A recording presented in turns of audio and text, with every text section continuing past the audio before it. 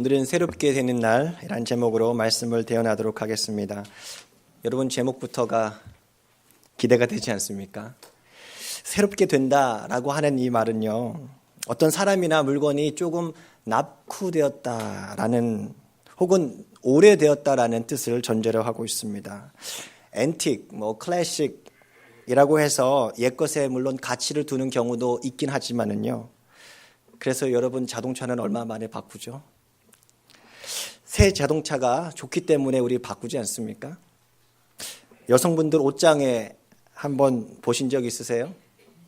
이건 클래식이야, 이건 앤틱이야 하면서 옛날 된 옷들을 좋아하시는 분들은 아마 없을 거예요. 그렇다면 패션 업계는 지금 불황을 넘어서 망했을 것입니다. 신상합니다. 새로 나온 상품 리서치 아주 잘합니다. 그래서 사고 싶어 합니다. 새로움이라고 하는 단어는 이런 어떤 긍정의 이미지를 가지고 있습니다. 오늘 19절에 나오는 새롭게 되는 날의 말씀에 포커스를 맞추어서 한번 오늘 생각해 보고자 합니다. 새롭게 되다라는 말은요, 헬라어로 조금 어려운 말이에요. 아납식시스라고 하는데요. 그 의미는요, 상쾌하게 되다예요. 어떻게 해요? 호흡이 회복이 되니까 상쾌한 거예요. 신선한 공기로 활기를 되찾다. Reviving with fresh air. 쉽게 숨을 쉬는 거예요. Breathe easily. 그런 의미를 가지고 있는 단어가 이 아납식시스라고 하는 단어입니다. 그래서 새롭게 되는 날이란 표현을 영어 성경으로는요, Times of refreshing 이렇게 번역을 해 놓았습니다. 여러분 혹시 하루 종일 진행되는 세미나 같은 거 참여해 보신 적 있으신 분 계시나요? 중간에 항상 쉬는 시간이 있잖아요.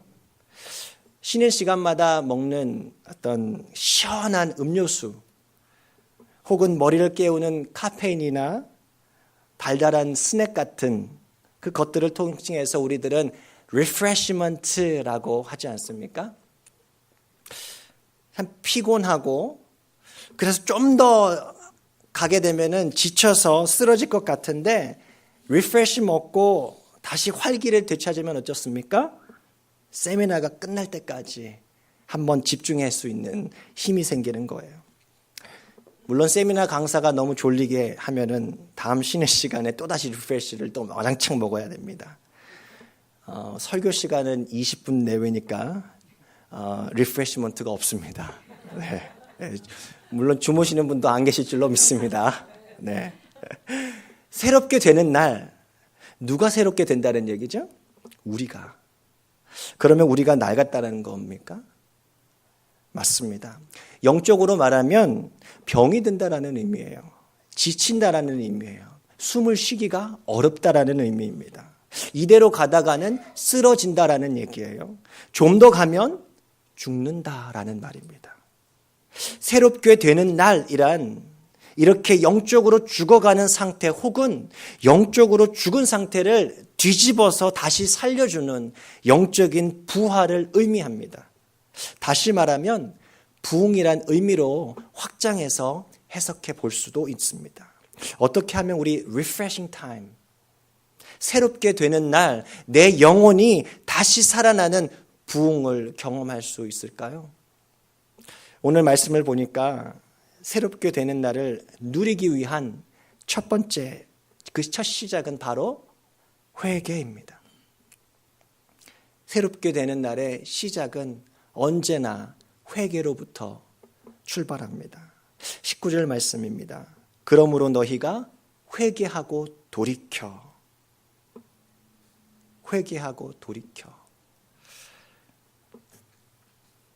서울대 종교학 교수를 역임했던 정진홍 박사님의 인터뷰 기사를 읽은 적이 있습니다. 거기에서 이런 말을 하셨습니다. 종교를 공부하는 것은 천형이다. 천형이 뭐죠? 하늘이 내린 큰 벌이다. 왜 그런가? 종교는 그냥 나 자신을 봉헌, 즉 내 자신을 헌신하면 되는 건데 종교학은 알아야겠다라는 거예요.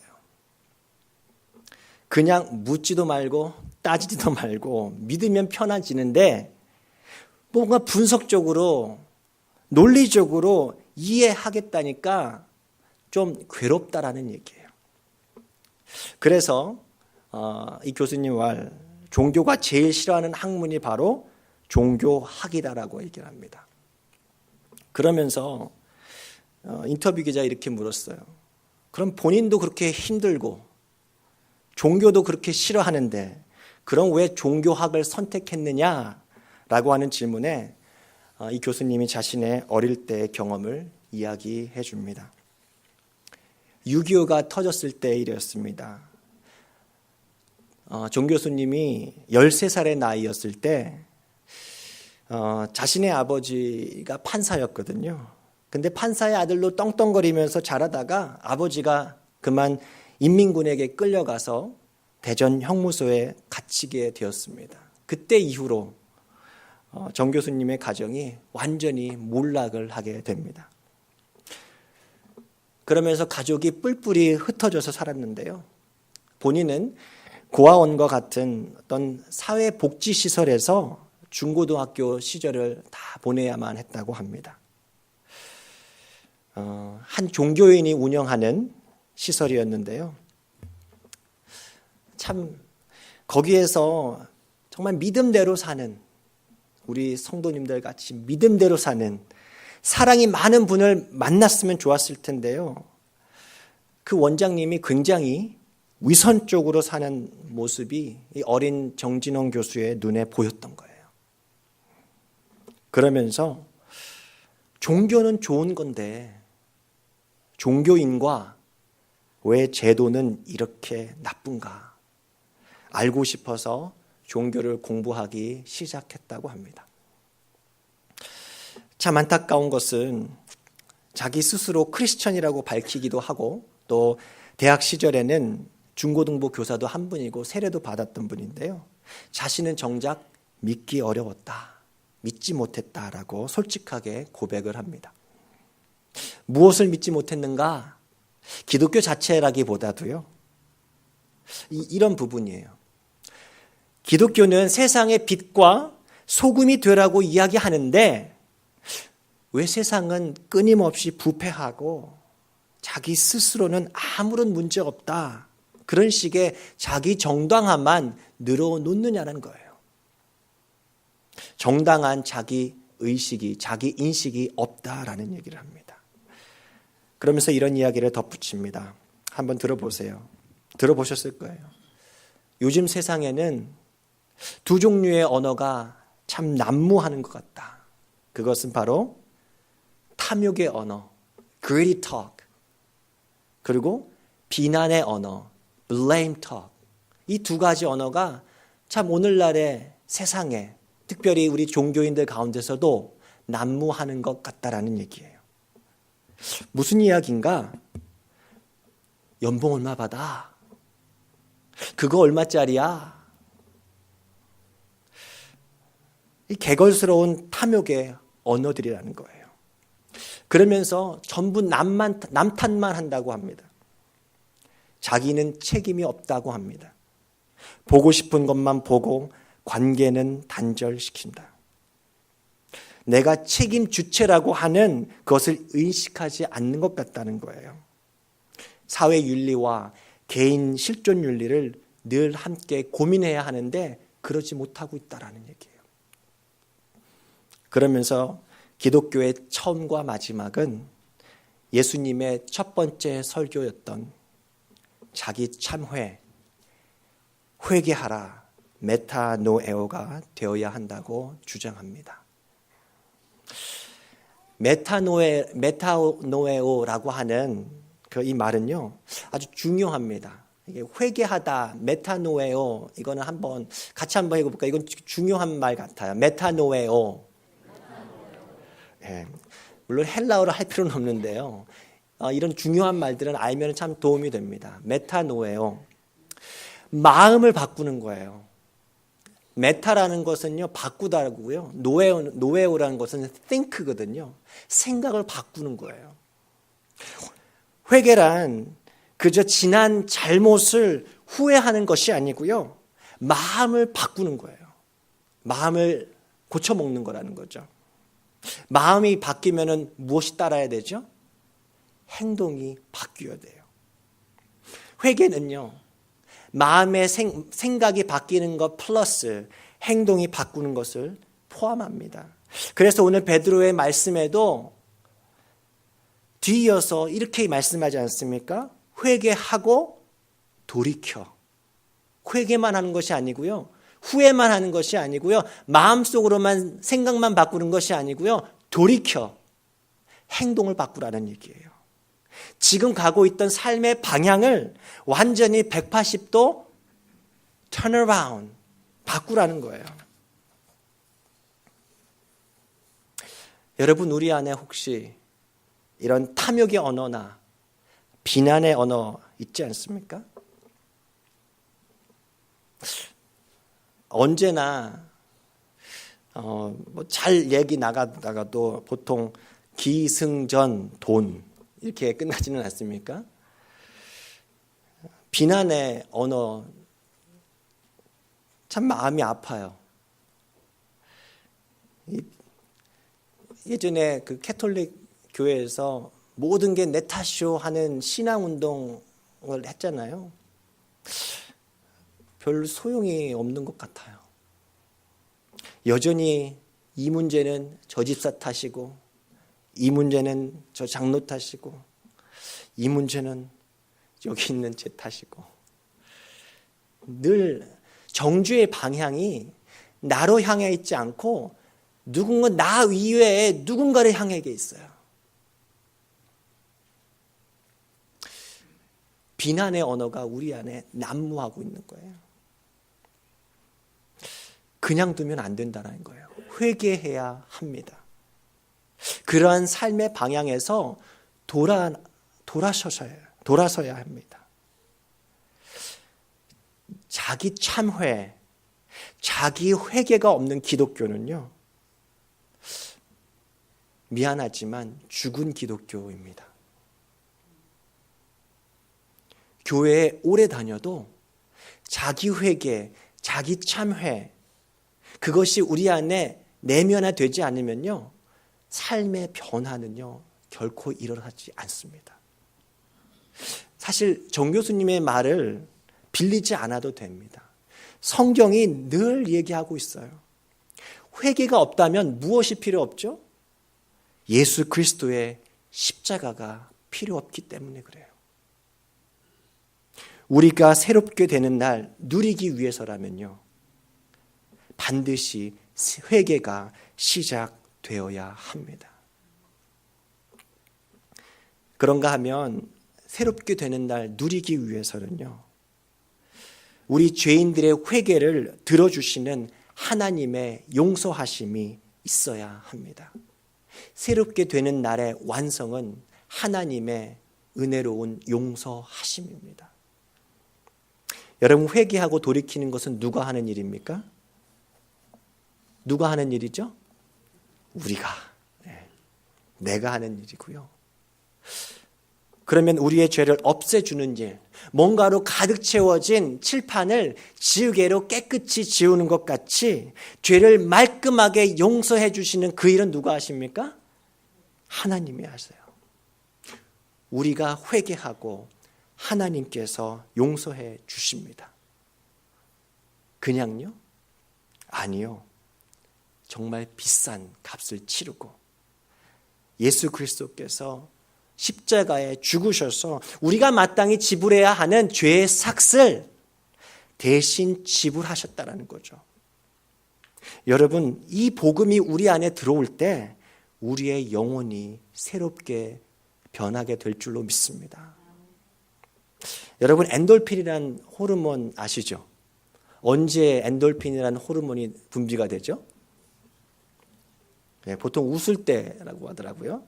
근데 또 보니까 웃을 때는 이 엔돌핀이라는 호르몬이 이제 자극이 된다라고 하는데요. 운동하거나 아주 기분 좋은 일을 하면 분비가 된다고 합니다. 이 엔돌핀이라는 호르몬이 참 좋은 호르몬이라잖아요. 뭐 심지어는 연구 조사에 의하면 사실인지 아닌지는 잘 모르겠지만 암도 치료하는 효과가 있고 통증을 해소하는 효과도 있다고 하는데요. 그런데 제가 최근에 들었는데 이 엔돌핀보다 4,000배나 효과가 좋은 호르몬이 있다고 하죠. 무슨 호르몬이죠? 다이돌핀이라고 하는 호르몬 들어보셨나요? 궁금하시죠? 이 호르몬은 언제 나오는가? 엔돌핀보다 4,000배가 효과가 좋다니까 참 좋다라고 생각이 드는데 언제 호르몬이 몸속에서 분비가 되는가? 우리가 감동받을 때 나온다고 하네요. 감동받을 때. 그러면서 이런 생각을 해봤어요. 우리가 예배 시간마다 우리 예배 안에 감격이 있다면 어떻을까? 예배에 감동을 느낄 수 있으면 어땠을까? 나는 감히 하나님 앞에 나올 수 없는 죄인인데 이 자리에 서 있는 저 역시도 말씀을 여러분께 전할 수 없는 정말 부족한 죄인인 것 분명한 사실인데 오직 하나님의 은혜 때문에 이 자리에 서서 부족한 모습, 여러분들이 보시는 대로 부족한 모습 그대로 하나님의 말씀이라고 대언할 때 그것은 은혜라는 거예요. 우리도 여러분 마찬가지죠. 우리를 만드신 하나님, 천지를 만드신 하나님 앞에, 거룩하신 하나님 앞에 늘 죄와 더불어 살아가는 것 같은 우리가 나아갈 수 있었던 것, 그렇게 예배 드릴 수 있는 것 사실만으로도 우리 예배 안에 감격할 이유가 되지 않습니까? 그러면 다이돌핀 우리 몸속에 나오지 않을까요? 여러분이 새롭게 되는 날은요, 예수님께서 재림하셔서 만물을 회복해 하는 마지막 그 심판의 날이 되기 전까지 누려질 수 있는 시간들입니다. 한 번의 순간이 아니에요. 한 번 구원받고 은혜 받고 끝나는 것이 아니라는 거예요. 복수의 시간들입니다. 한글로는 새롭게 되는 날이에요. 그래서 참 한국말로 성경을 볼 때 어려울 때가 있습니다. 영어로는 참 친절하게 원어 그대로 times라고 해줬어요. 복수인 거죠. 시간들인 거예요. 무슨 의미가 있습니까? 우리 매주일 하나님 앞에 나와 예배 드려야 하는 가장 중요한 이유는요, 이 복음의 메시지 듣기 위한 거예요. 찬양을 통해서든지 기도를 통해서든지 말씀을 통해서든지 나의 모든 죄의 짐 이제 예수님의 십자가 앞에 내려놓습니다. 주님 용서해 주십시오. 그리고 세상을 향해서 다시 나아가서는요, 이제 죄와 또다시 싸우는 거예요. 그렇게 싸우다가 멍들다가 피나고 쓰러지고 또 호흡이 가빠지면 어떻게 한다고요? 죽을 것 같으면요 어떻게 해요? 또다시 주일 아침 주님 앞에 나와 또다시 죄의 짐 내려놓습니다. 죽을 때까지 하는 거예요. 주님 용서해 주십시오. 그렇게 고백하면서 회개하는 거예요. 여러분 죄와 싸워보신 분들 계시죠? 우리 아까 회개라고 했는데 턴어라운드 하는 거 참 어렵다라는 거 잘 아시죠? 사실 우리는 턴어라운드 하고 싶지 않고 계속 가고 싶어 해요. 그 죄가 참 매력적이거든요. 우리가 얼마나 약한지, 얼마나 우리의 노력이나 의지가 부족한지, 우리의 힘으로 죄를 이기기가 어려운지 우리 참 잘 알고 있습니다. 그래서 성경은 가르쳐 줍니다. 너희가 하는 것이 아니야. 오직 예수 그리스도의 십자가 보혈만이 죄와 싸워 이길 수 있게 하는 능력이 되는 줄로 믿습니다. 그래서 우리 이런 찬양 많이 하지 않습니까? 주의 보혈 능력이 있도다. 주의 피 믿으오. 주의 보혈 그 어린 양의 매우 귀중한 피로다. 여러분, 주의 보혈이 우리에게 능력이 되는 줄로 믿습니다. 죄에서 자유를 얻게 하는 것, 보혈의 능력, 주의 보혈. 시험을 이기는, 승리해 주는 것은요, 주의 보혈밖에 없다라는 거예요. 그것이 복음이라는 거예요. 그 능력 갖고 살아가는 우리가 됐으면 좋겠습니다. 여러분, 바다 중에서 가장 깊은 바다, 그것이 마리아나 해구라고 하는 그 남태평양에 있는 그 해구라고 하더라고요. 얼마나 깊은지 그 해저로 깊이가 11,000m라고 해요. 그러니까 피트로 하면 36,000피트라고 합니다. 다음 화면 보여줘도 되는데, 산 중에서 가장 높은 산이 어떤 산이죠? 에베레스트 산. 8,800m 정도 된다고 하니까 28,000피트예요. 이 산을 거꾸로 뒤집어서 바다 밑으로 넣는다고 가정해 보면요, 2,000m, 즉 8,000피트나 더 들어가야 된다고 합니다. 그러면서 생각해 보는 거예요. 우리의 죄의 크기가 이 에베레스트 산 같을지라도 우리를 용서해 주시는 하나님의 사랑의 깊이는 마리아나 해구와 같다라는 말씀이에요. 그 사랑의 품에 우리의 과거와 현재와 미래의 모든 죄의 짐을 내려놓을 때 누려지는 그 자유함이 바로 새롭게 되는 날입니다. 혹 우리 중에 이런 분들 계십니까? 목사님, 나는 죄를 많이 지어서 내가 지은 죄가 말은 안 했지만 너무 커서 가망이 없습니다 라고 생각하시는 분들 계세요? 나는 늘 죄와 타협하지 않고서는 살 수 없는 일을 해서 어쩔 수 없다라고 생각하시는 분들 계십니까? 제가 감히 말할 수 있는 것은요, 그런 분들은 더더욱 나오셔야 합니다. 제가 아시는 어떤 분, 제가 말씀드린 적이 있는 것 같은데요, 자신은 이번 한 주 동안에 지은 죄가 너무 많아서 부끄러워서 감히 하나님 앞에 나와서 예배 못 드리겠다라는 얘기를 했던 것을 제가 기억한다니까요. 그분은요, 아주 거룩한 것 같이 얘기하지만 사실은 하나님을 오해하고 있는 거예요. 어떻게 보면요, 이분은요, 교만한 거예요. 내가 하나님 앞에 나올 수 있는 이유가, 그 자격이 마치 내가 평소에 나쁜 일 하지 않았기 때문에, 잘 살았기 때문에 나올 수 있다라고 착각한 거예요. 아니에요. 이 자리에 있는 그 어느 누구도 하나님 앞에 나올 수 있는 자격인 아무도 없습니다. 오직 예수 그리스도의 보혈의 은혜 때문에 우리가 하나님 앞에 나올 수 있는 자격을 얻게 되는 줄로 믿습니다. 예수님의 초대장은요, 이렇게 모든 죄인, 모든 사람에게까지 배달되는 것을 기억해야 합니다. 그래서 오늘 말씀에 이렇게 하지 않습니까? 땅의 모든 족속이 너의 씨로 말미암아 복을 얻을 것이니라. 예수님은 초청할 때 너희들만 나와, 아니요, 누구든지 목마른 자는 내게로 나오라 얘기하십니다. 우리 하나님 앞에 나올 때마다 주님 주시는 우리의 호흡, 리프레싱 타임을 누릴 수 있기를 바랍니다.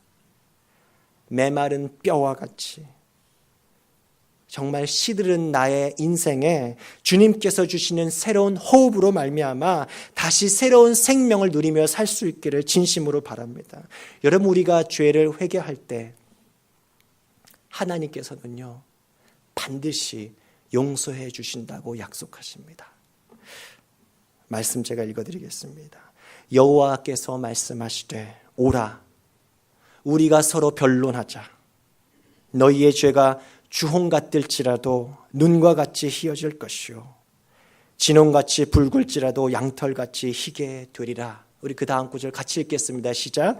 악인은 그의 길을, 불의한 자는 그의 생각을 버리고 여호와께로 돌아오라. 그리하면 그가 긍휼히 여기시리라.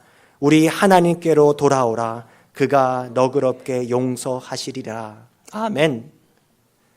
처절한 죄의 회개와 죄사하심의 큰 은혜를 통해 우리의 인생이 새롭게 변화되는 것은요, 사람의 힘으로 스스로 할 수 있는 것이 아니고요, 청량음료 마신다고 되는 것이 아니고요, 좋은 새 신상품 산다고 느껴질 수 있는 것이 아니고요, 오직 하나님께 나올 때 하나님께서 주실 수 있는 선물이며 복인 줄로 믿으시기 바랍니다. 우리 모두가 이 선물, 이 복을 누릴 수 있기 바랍니다. 우리를 통해서 우리 교회와 우리 가정과 직장과 학교에 이 선물의 이 복이 퍼져나갔으면 좋겠습니다. 여러분, 부흥을 위해서 혹시 기도해 보신 적 있으세요? 부흥을 경험하고 싶으신가요?